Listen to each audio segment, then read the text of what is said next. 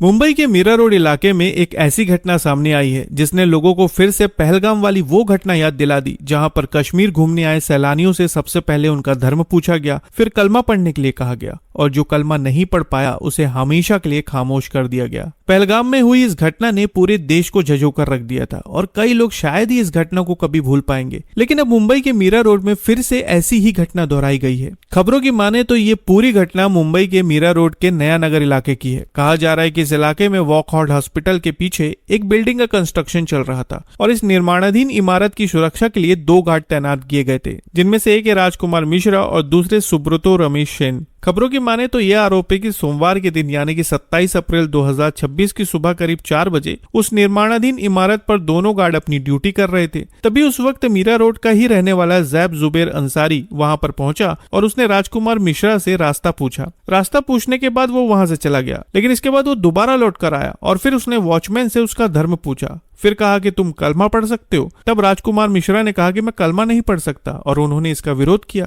खबरों में कहा जा रहा है कि आरोपी जैब जुबेर अंसारी पर यह आरोप है कि उसने गार्ड को कलमा पढ़ने के लिए मजबूर किया और जब वो ऐसा नहीं कर पाए तो आरोपी ने धारदार हथियार से अचानक राजकुमार मिश्रा पर हमला कर दिया। हमला इतना अचानक हुआ कि उन्हें संभलने तक का मौका नहीं मिला, लेकिन जब दूसरे गार्ड सुब्रतो सेन ने ये सब देखा तो वो अपने साथी राजकुमार मिश्रा को बचाने के लिए वहां पहुंचे, लेकिन इस हमले में वो भी बुरी तरह से जख्मी हो गए। इसके बाद दोनों गार्ड वहां से भागे और सिक्योरिटी कैबिन के अंदर जाकर घुस गए। अंदर घुसते ही उन्होंने कैबिन का दरवाजा अंदर से बंद कर लिया और इस वजह से उनकी जान बच पाई, लेकिन इस हमले के बाद अंसारी मौके से फरार हो गया। अब जैसे ही आरोपी वहां से भागा, तत्काल इसकी सूचना पुलिस को दे दी गई और कुछ ही देर में पुलिस मौके पर पहुंच गई। कहा जा रहा है कि इसके बाद दोनों घायल वॉचमैन को वॉकहार्ट हॉस्पिटल ले जाया गया, जहां पर राजकुमार मिश्रा की हालत गंभीर बताई जा रही है और सुब्रतो सेन फिलहाल खतरे से बाहर है। लेकिन इसके बाद जब जांच हुई तो जो बातें सामने आई वो और भी ज्यादा हैरान करने वाली थी। अब जैसे ही पुलिस को इस घटना के बारे में पता चला, उन्होंने इलाके की अच्छी तरह से जांच की, आसपास लगे सीसीटीवी कैमरों की फुटेज खंगाली और फुटेज खंगालने के बाद जल्द ही आरोपी की पहचान कर ली गई। पता चला कि इस पूरी घटना के पीछे जैब जुबेर अंसारी का हाथ है।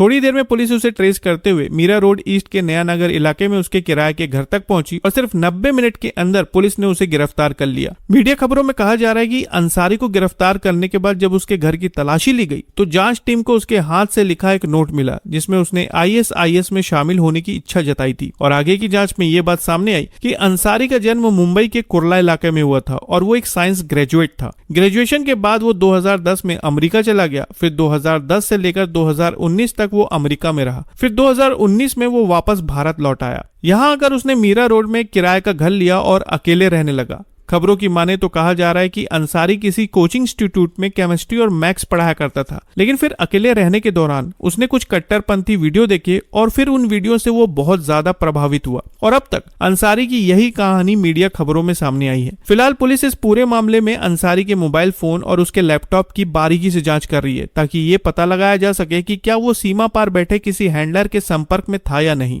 देखा जाए तो फिलहाल पुलिस इस पूरे मामले की जांच कर रही है और अब तक इस मामले में महाराष्ट्र ATS ने जांच में एंट्री ले ली है। आरोपी से गहन पूछताछ जारी है और अब पूरी जांच होने के बाद ही पता चल पाएगा कि आखिर इस घटना के पीछे अंसारी की क्या मानसिकता थी। तो साथियों, ये था मुंबई के मीरा रोड का वो मामला जिसने फिर से लोगों को पहलगाम वाली घटना याद दिला दी। आप इस पूरे मामले पर क्या कहना चाहेंगे कमेंट में जरूर बताएं और आगे की नई खबरों के लिए चैनल को सब्सक्राइब करना ना भूलें। तो फिर मिलेंगे एक और नई खबर के साथ, तब तक के लिए आपका बहुत बहुत धन्यवाद।